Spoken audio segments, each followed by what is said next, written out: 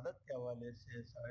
ہونے والی مختلف سوالات میں سے ایک سوال یہ ہوا ہے کہ آپ بغیر وضو کے مسجد میں داخل ہو سکتے ہیں؟ یہ ایک سوال ہوا ہے، وضو کے بغیر مسجد میں داخل ہو سکتے ہیں یا نہیں ہو سکتے؟ تو بندہ خیر مجھے جہاں تک سمجھ میں آتا ہے فقہ الحوت کے جو باب میں مختلف عبارتوں پہ، تو جو ہے وضو کے بغیر جو ہے مسجد میں داخل ہو سکتے ہیں، لیکن باوضو مسجد میں داخل ہونا یقیناً افضل ہے، آداب مسجد ہے، حرمت مسجد ضرور ہے، اس میں شک نہیں،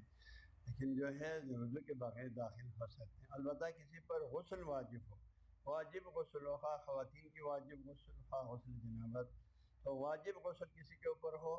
تو پھر وہ مسجد میں داخل نہیں ہو سکتے ہیں، اس کے لیے مسجد میں داخل ہونا حرام ہے، مگر بحالت مجبوری۔ حالت مجبوری سے مراد یہ فرض کرو مسجد میں جو ہے ایک کتا داخل ہو گیا، کتا ناپاک ہے، اب مسجد سے اس کو نکالنے والا، اس کو بھگانے کے لیے کوئی اور بندہ نہیں ہے،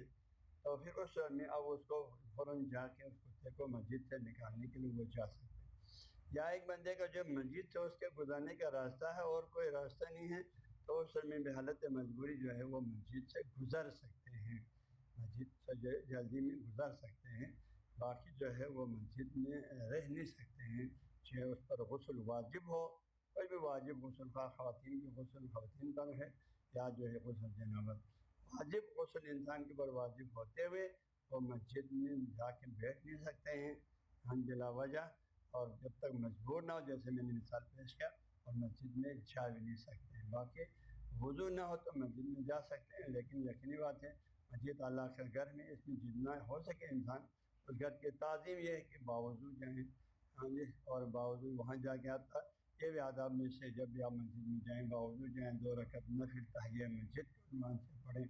اور یہ اس مسجد کے آداب میں سے، مسجد کے یوں سمجھو مومن کا حقوق میں سے، وہ اپنی جگہ پر ضرور ہے، لیکن ایک آدمی بعد وضو کے بغیر مسجد میں داخل ہوا تو اس پر کوئی گناہ نہیں ہے، حرام نہیں ہے، جہاں تک مجھے سمجھ میں